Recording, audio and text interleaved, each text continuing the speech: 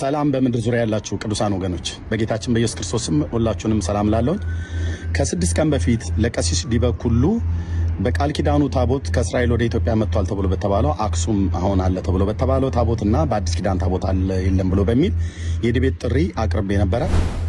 የቃል ኪዳኑ ታቦት ከእስራኤል ወደ ኢትዮጵያ መጣ የተባለበትን አክሱም ጽዮን ማርያም ያለው ምክንያቱም ካህናቱ ከጽላቱ ጋር በጣም ቀርቤታ ስላላችሁ ማለት ነው።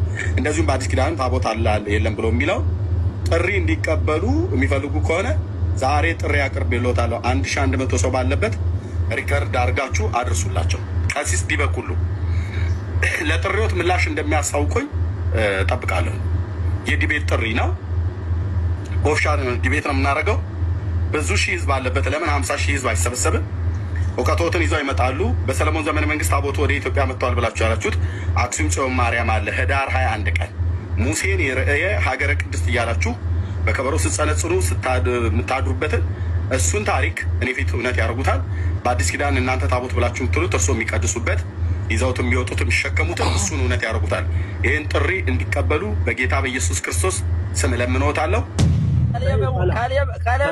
ቀለም የሰጠራይ ነበር ድጀቱን ተቀብያለሁ። ና እንግባ። ቀኑን ንገረኝ። አሁን ታሪክ አታብዛ። ቀኑን ንገረኝ። መቼ እንግባ? መቼ ይሻላል? እና የለውበትም። ለማንኛውም ዲቤቱን ግን ተቀብያለሁ። ኦኬ ተቀብያለሁ ለማለት ነው ጊዜ። ስለዚህ ቀሲስ ዲበኩሉ ጥሪውን ተቀበለውኛል። በቃል ኪዳኑ ታቦት በብሉይ ኪዳን እና በአዲስ ኪዳን ታቦት ሊወያዩ ማለት ነው። ከብሉይ ኪዳን የነበረው ወደ ኢትዮጵያ መጣ፣ ከእስራኤል ወደ ኢትዮጵያ መጣ ብሎ በሚለው ላይ እና በአዲስ ኪዳን ታቦት አለ የለም ብሎ በሚለው ያቀረብኩላቸው የዲቤት ጥሪ አሁን ዘግይተውም ቢሆን ተቀበለዋል።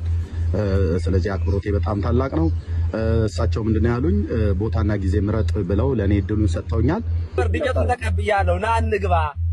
ቀኑን ንገረኝ። አሁን ታሪክ አታብዛ። ቀኑን ንገረኝ። መቼ እንግባ?